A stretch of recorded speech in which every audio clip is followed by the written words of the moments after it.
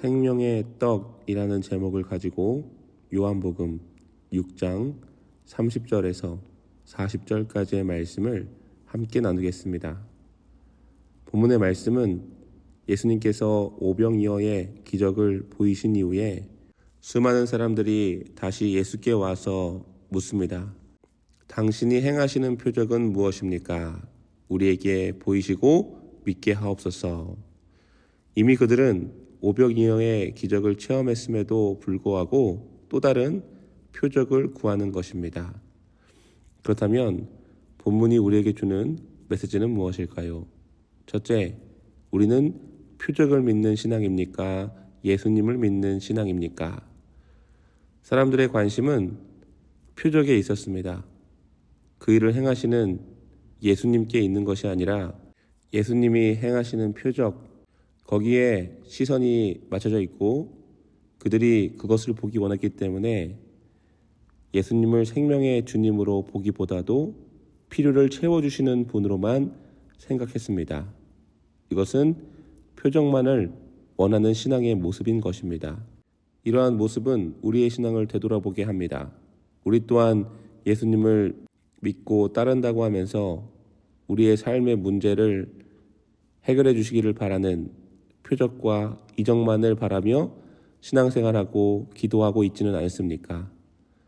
예수님의 섭리와 그 마음과 그 뜻을 우리가 먼저 이해하고 그 말씀에 순종하기보다도 또한 예수님께 집중하기보다도 그분이 행하시는 이적에 우리의 신앙의 초점이 중심이 맞춰져 있는 것은 아닌가라는 질문을 해보게 됩니다. 표적만을 구하는 신앙은 이적이 없고 응답이 없으면 실망하게 됩니다. 또한 표적을 바라는 신앙은 표적이 주는 자극에 중독되어 더 큰 자극을 찾게 됩니다. 그러다 보면 점점 예수님과는 멀어져 가고 우리의 신앙은 병들어 가는 것입니다.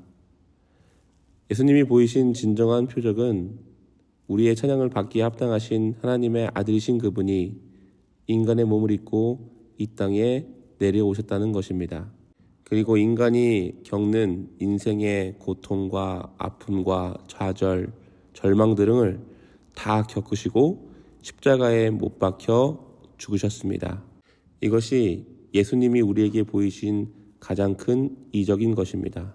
그러므로 우리는 우리의 삶의 문제가 해결되는 요행과 이적을 바라보는 신앙이 아니라 그분이 우리를 위해 죽으신 그 십자가를 바라보며 표적이 아닌 예수님께 집중하는 신앙을 나아가야 할 것입니다.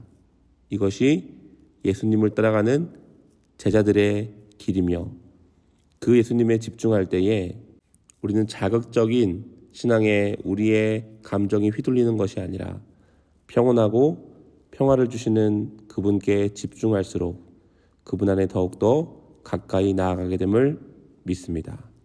두 번째 우리에게 주시는 메시지는 참 생명의 떡이신 예수님이라는 것입니다. 예수님은 그들에게 분명히 말씀하셨습니다. 나는 생명의 떡이다. 너희가 광야에서 먹었던 만나는 하루를 배부르게 했지만 나는 너희를 영원히 배부르게 할 것이다. 곧 예수님은 하늘에서 내려오신 참 생명의 떡이라고 하는 사실입니다. 이것은 그분을 알게 되고 그분의 말씀과 그분의 사랑이 우리의 영혼과 우리의 육신을 배부르게 하는 영원히 줄이게 하지 않는 생명의 떡임을 말씀해 주신 것입니다. 요즘 세대를 보면 아무리 먹어도 공허하고 배고픈 세대인 것 같습니다. 어떤 이들은 그 공허함에 목말라 하루 종일 다양한 수많은 음식을 먹는 것을 볼 수 있습니다. 그러면서도 배고프다고 이야기합니다. 가만히 생각해 보면 음식이 없어 굶어 죽는 이들을 생각해 볼 때에 너무도 큰 탐욕이며 죄가 아닐까라는 생각도 해보게 됩니다. 왜 우리는 늘 공허하고 배고플까요? 우리의 육신의 배를 채우기 위해서 고민하고 고뇌하기 때문에 그런 것은 아닐까? 그러나 참 예수님을 만나고 그분을 믿게 되면 우리의 공허함이 사라집니다. 텅 빈 것 같은 우리의 속이 채워지고 배고픔과 공허함이 아닌 채워짐의 은혜를 누리게 되는 것입니다. 사랑하는 성도님들, 예수를 믿고 참 예수를 닮아가심으로 내 안에 예수를 채우십시오. 그러면 우리의 영혼과 우리의 육신이 배고프지 않고 공허하지 않고 참 만족과 참 배부름을 느끼게 될 것입니다. 말씀을 마무리하겠습니다.